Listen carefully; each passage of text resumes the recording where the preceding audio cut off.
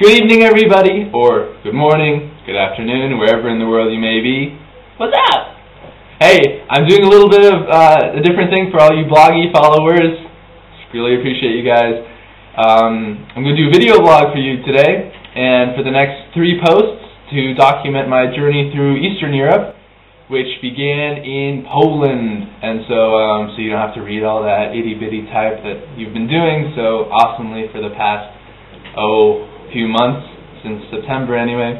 Anyway, so without further ado, I'm going to start when we left Marburg. So the plan was Jeff and I were going to travel across Germany, cross a bridge into Poland, and then meet up with some Polish friends. Well, I woke up in the morning, in my typical Colin style, about 10 minutes before the train left. So I scrambled and got everything I needed to get, had stuff prepared the day before, took my bike, scrambled down, rode down, and I got to the train station and watched the train drive away just as I got there. I was furious with myself. Usually I manage to make it in with less than a minute to go, because you can't give yourself 5 minutes or 10 minutes. That'd be wasting time.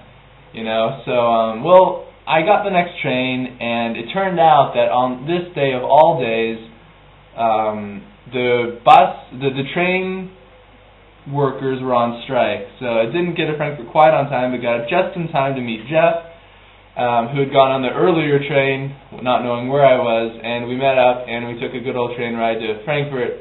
And then from Frankfurt, we went to Berlin, and Berlin we caught a train to Frankfurt an der Oder, which is right on the border. And we actually, when we were in Berlin, we had a little break, and so we went to the East Side Gallery. There's some photos right there. Right, and then we went on further to Frankfurt an der Oder, and when we were there, we took a look around, saw what the people were like. It was very, very cold. I'd say minus 10 degrees Celsius when we got there.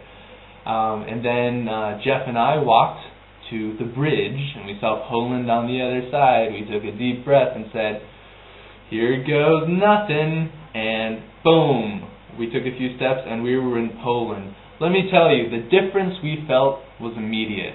Just from the sight, from the language, the way the people looked. The people looked very worn, definitely in their eyes of the older generation. Polish people have gone through a lot. Just this very long and weary look in their eyes. And then the buildings, some of them were had no windows, and just a little sketchy. But, our Polish friend had warned us of this and said, don't take any impressions away from the border city. Poland is really a nice place.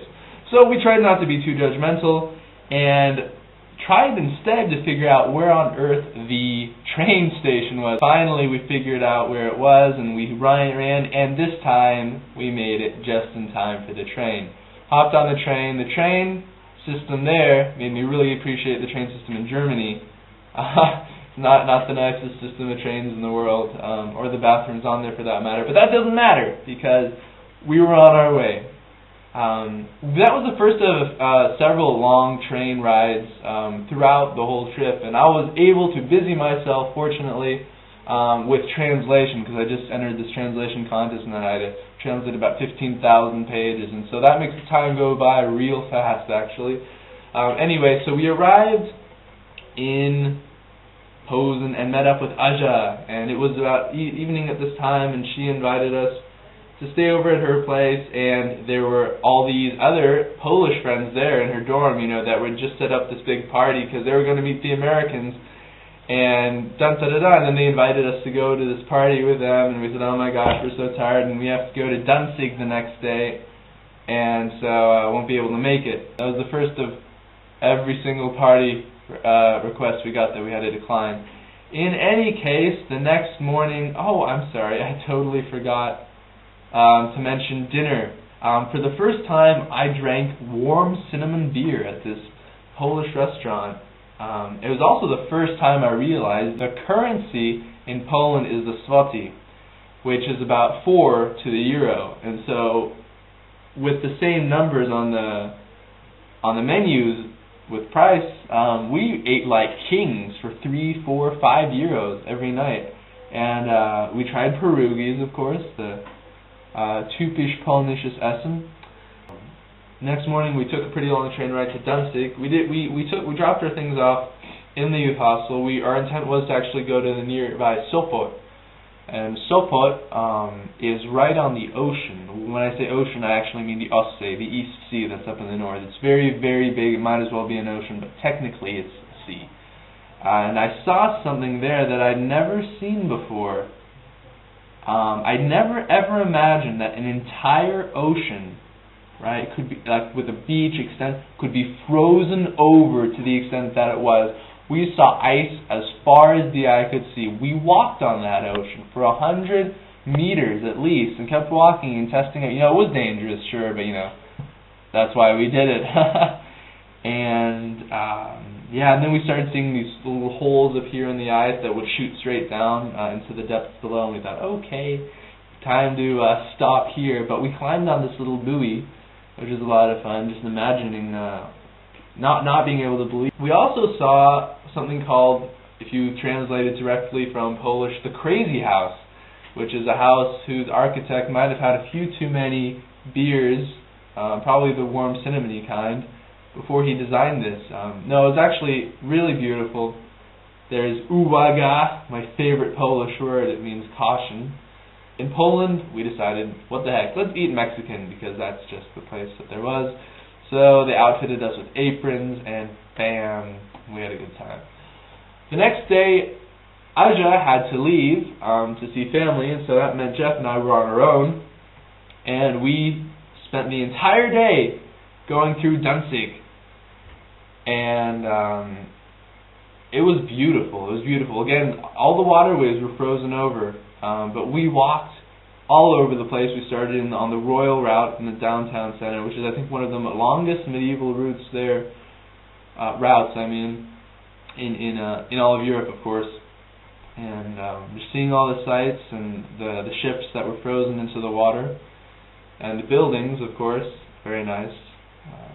Makes me wonder though what it looked like in summer. So we basically, if you can see this, we started here. We walked all the way here, which took us about 2 hours. Disappointing because there wasn't really anything here. So this neighboring town of Włocławek, and then we went on to Zaspa, where we saw this really nice cemetery. Well, cemetery. I don't know how nice cemetery. Well, you know what I mean. And then we went actually to the ocean again, up here in Brezno, and we went to the beach there, and again we were greeted by a long extensiveness of icy ocean, but even more hilarious to us, we saw skiers on the beach. Now for a Californian, that's almost sacrilegious. Skiers on a beach. It just doesn't go, but in Poland it was cold enough and there was snow that they went cross-country skiing. Anyway, we tried to make our way back, and we ended up failing and going into the area of Nowy Port here, which got us lost, and we asked somebody for directions, and they said, oh yeah, you better get out of here, it's not a very good section of town. And we made a split decision, let's just hop on it and see where it takes us, and it just happened to take us all the way back home to Danzig, which was great. Super hungry, super tired, and super cold. It was -17 on that day, and we were dressed, but we were shivering. And we found this club-type restaurant that looked really, really fancy. And again, we ordered fish and potatoes and shrimp and beer for what, 20 zloty, and which was not much for our budget. And yeah, it was great. We went to this little club. There actually turned out to be a singles party that night, which again we had to decline because we had to wake up early the next morning. Next day, hopped on another train and went back to Posen. Jovita, one of our Polish friends, also from Marburg, who was there to host us on this trip, met up with us, and we started seeing a little bit of Posen. Posen was okay. In most Polish cities, I found that a lot of the original architecture that was built in the medieval times that would normally have been really nice is actually gone. It's not there because, given the wars, all the wars between Germany and Russia, and Poland being in the middle of that, absolutely flattened a lot of the major Polish cities several times over. And especially after having gone through communism, there were a lot of the block buildings which were really big and square and ugly and would just house tons and tons of people. But what was really nice though about Posen, the old town center, and the pictures don't really do it justice, because the way it worked was it was a very large square, and in the middle of it there were these very ancient buildings. A lot of them had been rebuilt after the wars, but they preserved the history. Then there's also this big mall, which the Poles claim is the biggest mall in Europe. I don't believe it. We then spent the night with a friend of one of our Polish friends who had reptiles as pets. He had snakes, he even had spiders, he had geckos, and he'd show us, he would feed little bugs to them. And here's a little video of our encounters with one of the snakes. There's the...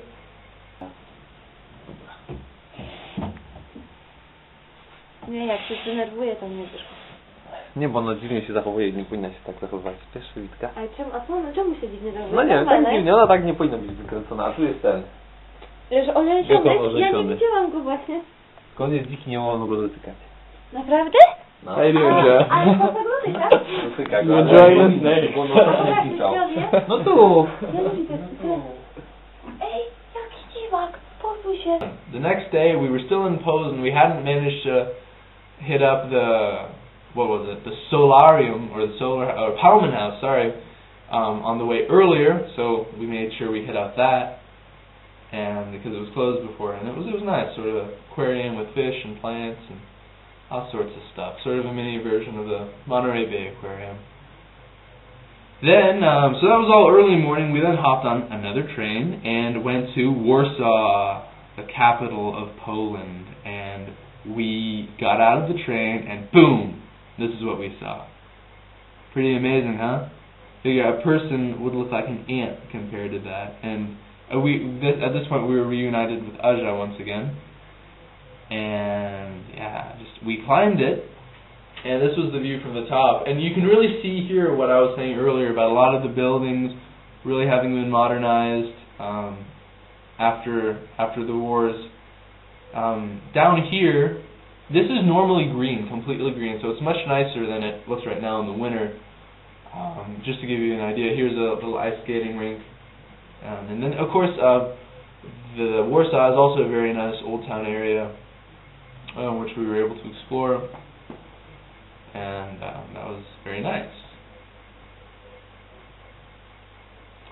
So this tour mainly involved walking around a lot. We were looking, though, in the bridge too.